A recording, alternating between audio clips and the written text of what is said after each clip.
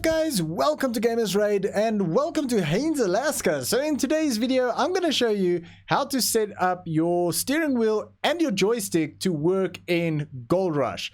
So yeah, let's get straight into it. So first thing we want to do is download Xpadder. So Xpadder, just go to xpadder.com and download Xpadder. So you'll end up with a file like this. First thing you want to do if you're on Windows 10 is go to Properties, Compatibility, and select Run this program in compatibility mode for Windows 7. Otherwise you'll get an error and it won't open.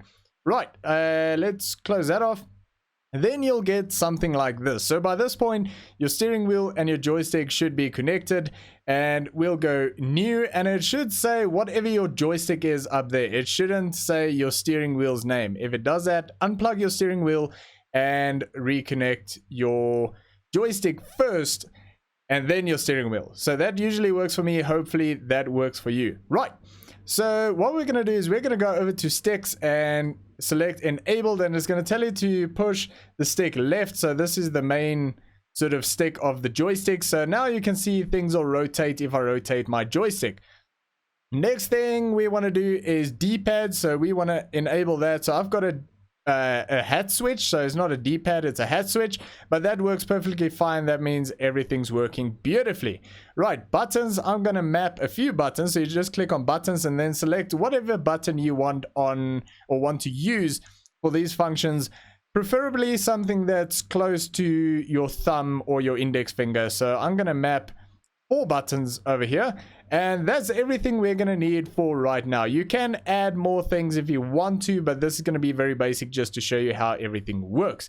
Right, so select OK, and that is what you're going to end up with. So now we need to fill this in with something. So if I move my joystick around, you can see things happen. If I press buttons, things happen, and the hat switch, things happen. Beautiful.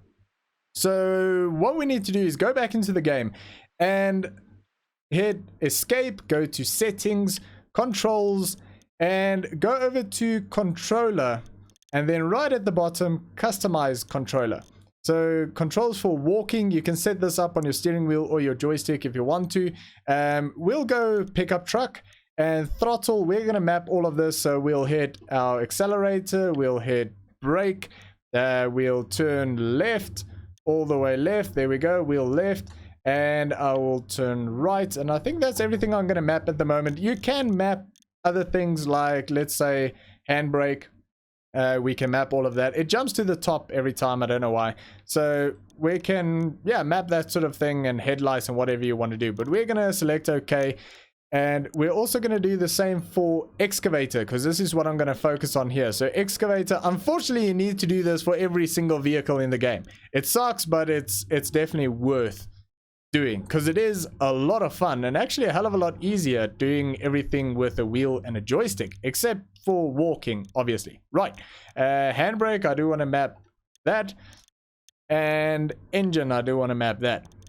Right, so that is set up, and we're going to click apply. So that everything is just set up on the wheel itself, nothing on the joystick. We'll get into that in a second. So let's go back, go out, and see if this works. So I'm hitting the button, and there we go. So I'm driving with my steering wheel at the moment. So that's beautiful, but that's very easy to set up.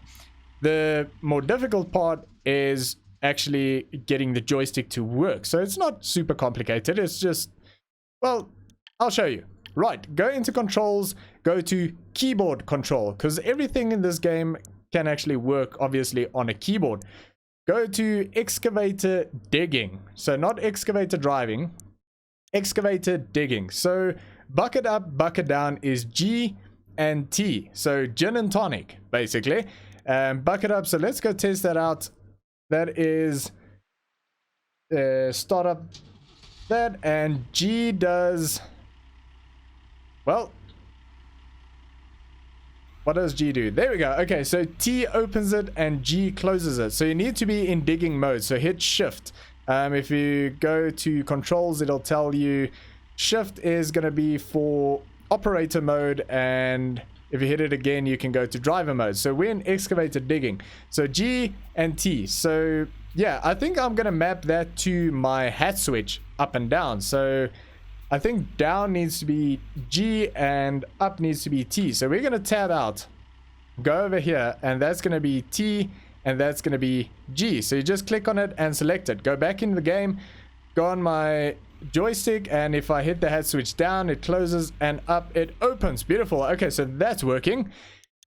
Settings, controls, keyboard control, excavator digging, thumb. Right, so Y and H is for the thumb, to open and close a thumb. So this is something you don't generally use if you don't have a joystick. So I want to map it to those two. So that was Y and H, I think it was. Beautiful. Yep, see, so that opens and closes the thumb. So if I open the bucket, I can control the thumb with two buttons that's close to my thumb. So that works beautifully. Right, happy with that. Go into settings, controls. So the first time you do this is going to be a bit tedious, but when you do the other vehicles, it'll actually be a lot quicker because, well, you can just sort of map all of these straight over to the other one. So that'll work perfectly. Right. Raise boom and lower boom is W and S. So we're going to go over here and go S and W because I like my controls inverted. You can swap it around if you want to. So if I pull back, it goes up. If I push down or push forward, it goes down. Beautiful. Okay, one more thing to map over here is going to be left and right. So let's go over to excavator digging, and rotate left and right is going to be A and D. So wasn't really necessary to go into there, but I'll show you anyway. A and D, beautiful. Go into there, and that was actually the second last thing, not the last thing. There's one more that I want to do is stick forward and stick back. So that's R and F. So we're going to go over here to buttons and go R and F. Right. Let's go out, see if this works. So left and right, that works. And these are buttons, so that is beautiful. I actually want to swap them around. They're inverted for me at the moment, so that's fine. No problem over there. We'll just go H and... no, sorry. R and F. Is that correct? R and F? Something's not right. My bad. It should have been... Oh, dang it. I screwed this up. So, H, I want those buttons to do the thumb. So was that... Yeah, okay. I screwed that up. Right, let's do this again. So it's good. So you can see how I figure these things out. So thumb controls, I just need to map again, which is going to be Y and H. Okay, beautiful. So that's H, that needs to be Y. Does that work correctly now? Yes, there we go. Okay, and the boom arm needs to be R and F, I think. Excavator digging, R and F. Yeah, okay, so that's R and that's F. So that should be correct. Yep, there we go. Okay, so that's the ones that I wanted to swap around. So that needs to be F and that needs to be R. Beautiful. So that's what the layout is going to look like for the most basic setup. But this works very, very well for me. So I can extend the boom, lower it down, lift it up, rotate it, do whatever I want. I want to get that thumb out of the way so I can dig. Drop this down as close to the ground. The first digging you need to take sort of a little bit slow. And there we go. Can rotate that around and we'll make a little heap over there. So the big thing with this is, why it makes things a hell of a lot easier for me at least, is you can do multiple movements at the same time because everything's incorporated in your joystick. Even though the game thinks you're pressing a button because you're using excavator, you can do a load of things like rotate, open the bucket, and drop your boom down or lift your boom up everything at the same time, where you need quite a load of fingers to do that at the same time on the keyboard.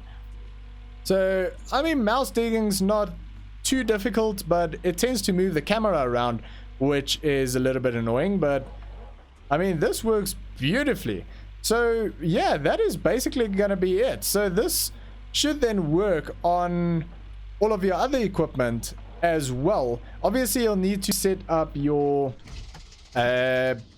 driving for the steering wheel like we did. So this won't actually drive at the moment. So if I press my pedals, this won't drive because we need to go into settings, controls, controller, customize controller, and do this for the front end loader. So there you'll map everything again. I'm not going to do it right now, but I do want to see if the joystick controls work, and they do. So that is beautiful. So you don't have to map everything in Excavator or in the game for your joystick to work. You can just sort of do your thing. So yeah, that is perfect. And that is basically going to be everything for this video. I do want to say though, there has been a problem, and I found a lot of people told me about this with Farming Simulator as well, where the steering wheel is extremely heavy. And I never had this issue, but I recently got a new PC, so I got all the new software and that sort of thing, and I have the same problem right now. So the only way I could get this to work, and I've been trying all day, it's 9 o'clock at night when I'm recording this, I've been trying all day to get this working, and I finally did. It's a very oddball solution, but it did work for me. So what I did is my Logitech gaming software that I used to use, I downloaded that and it didn't work. My centering spring wouldn't release. So it doesn't matter what I did, the centering spring wouldn't release, and the LEDs on the steering wheel didn't work either for like shifting and that sort of thing. So then I tried G-Hub, and that didn't work. But what did work for me at least is I am running G-Hub and the latest version of Logitech gaming software, which is actually pretty old. It's like 9.2 or something like that. I'm not sure what the number is, but it's the latest one on their website that you can still find.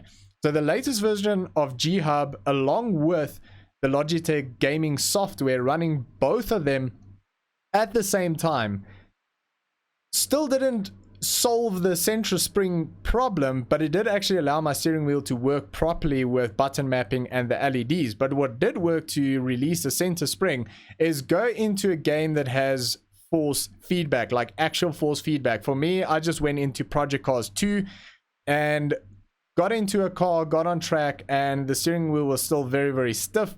I went into the settings, set all of the force feedback settings to 0. That released up my steering wheel. I went into the gaming Logitech gaming software, put my resistance on my wheel for the centering spring to, I think, 5%. So it's nice and low for things like gold mining and farming and that sort of thing. Put it to 5%. Exit Project Cars 2 or whatever game you're going to do it in, and then start up your Gold Rush game. So that's the only way I could figure out how to fix it. I've been online, I've tried a bunch of different things that people suggest, and it didn't work. I even tried things that Logitech suggests, and it didn't work.